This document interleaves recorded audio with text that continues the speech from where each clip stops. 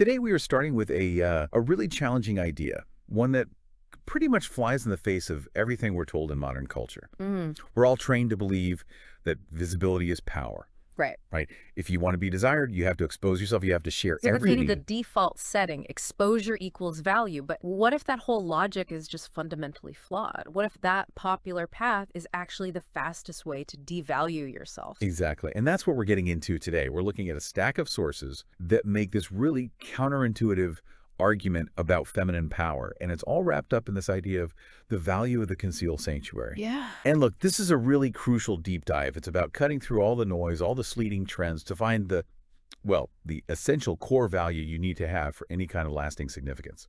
So we really want to urge you to concentrate on this one, to see the whole picture. The real understanding only comes when you see the stark contrast between what is easily consumed and what is deeply revered. Precisely. The whole tension we're going to unpack is right there. The source argues that real lasting power comes from concealment, what you keep hidden, not exposure, what you show to the world. And then our mission here is to really dissect the psychology behind that. Why is it that the difficult, the mysterious, that's what always commands a higher value? Okay, so let's start where the source starts, which is by diagnosing the low-value behavior first. And the analysis is sharp. It says that just being beautiful isn't enough, not even close. Yeah.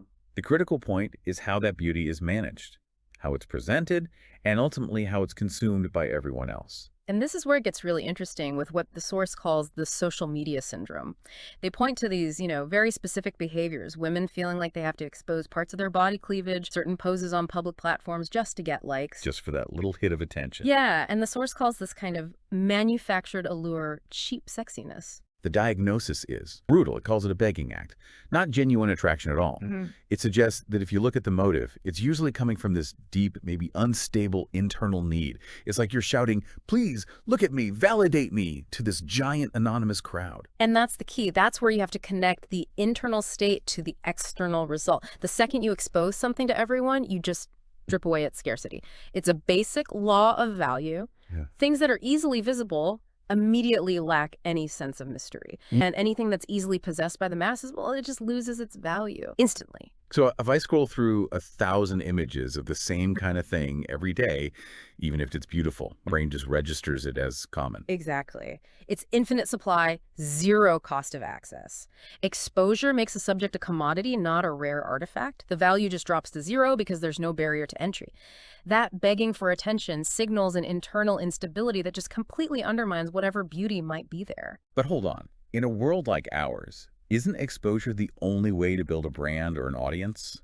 I mean, don't you have to be seen? That is the trap. That's the modern trap this horse is pointing to. Visibility builds a brand, sure, but it's often a consumable brand. If your goal is just fleeting, transactional attention, fine, exposure works. That's not the goal we're talking about here. No. If the goal is deep, exclusive desire from a top-tier partner, that strategy is actually counterproductive. You're just signaling that you're easy to consume, not that you're worth a long-term investment. Which makes this transition to the high-value alternative so critical. Yeah. We have to move from that begging for attention to possessing inherent worth. The goal, the source says, is to have this flowing nobility, this aura of expensive, innate quality. It's free. Right, and this completely replaces that desperate manufactured appeal we were just talking about. This concept of nobility is the linchpin. And the source is crystal clear on what it is not. You cannot buy this aura. It says it explicitly. Can't get it through vulgar exposure, and this might be surprising to some, you can't get it by plastering yourself with luxury brand logos either. That's fascinating.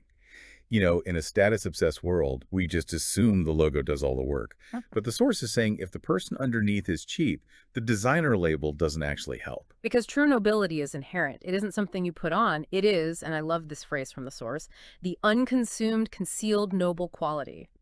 Its value is fundamentally hidden from the common view. It can't be casually sampled or devoured by the public. It has to be protected. So, woman of true nobility. She doesn't need a brand name to validate her, because her worth is already established internally. It's an aura that comes from her conduct, not her credit card. It's a signal of deep self-possession. A person who is internally stable and truly valuable doesn't need to chase likes or flash logos. Their worth is fixed. They know it. And that quiet confidence is what powerfully communicates high value. Okay, so this is where we need to get practical. We move from the abstract idea of nobility to actual behavior. If high value is about what you conceal, what does that look like day to day? Right. The source gives very specific visual examples. Women of high value do not present themselves as objects for public consumption. We're talking about wardrobe choices that deliberately minimize exposure. Like what? Things like wearing a turtleneck right up to the neck, Wow. or a neat, structured, buttoned-up shirt. Which might sound, I don't know, boring to some people, especially compared to the shock value we see everywhere else. It might, but the source argues the effect is monumental because it's countercultural. It's the nonverbal message that's so powerful. Okay.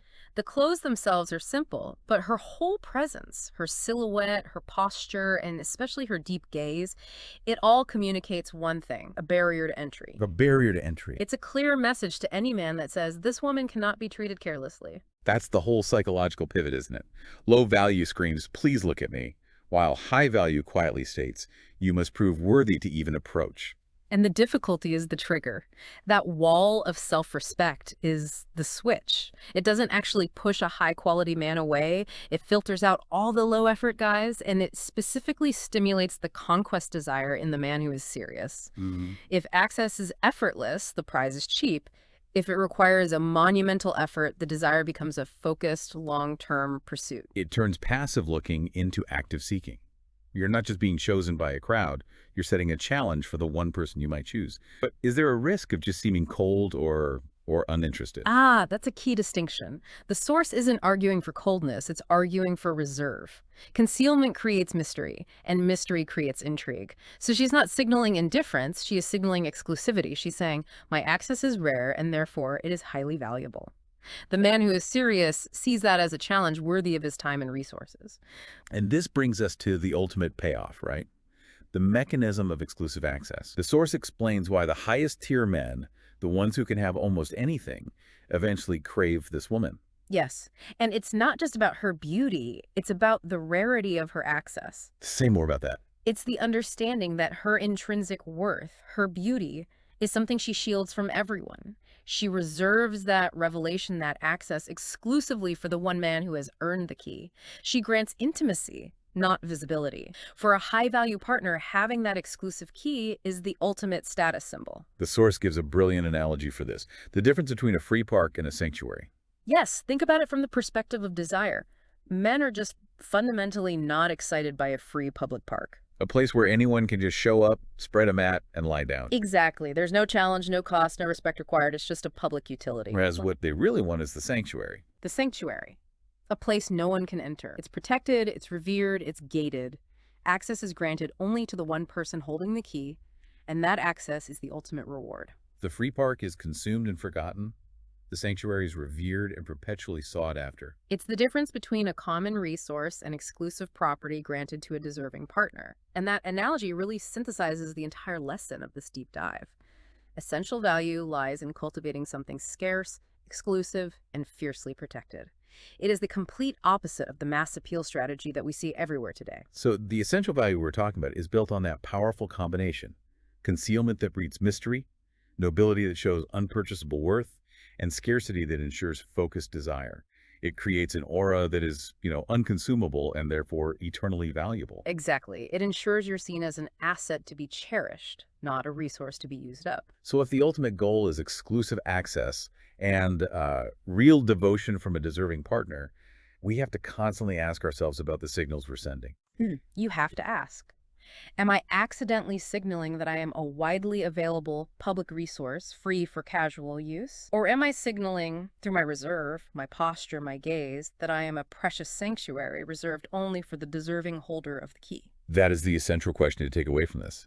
How might actively cultivating that sense of noble concealment, even in the smallest daily interactions, how might that alter the fundamental way the world interacts with you and the value they automatically assign? That is the hidden power we've been talking about.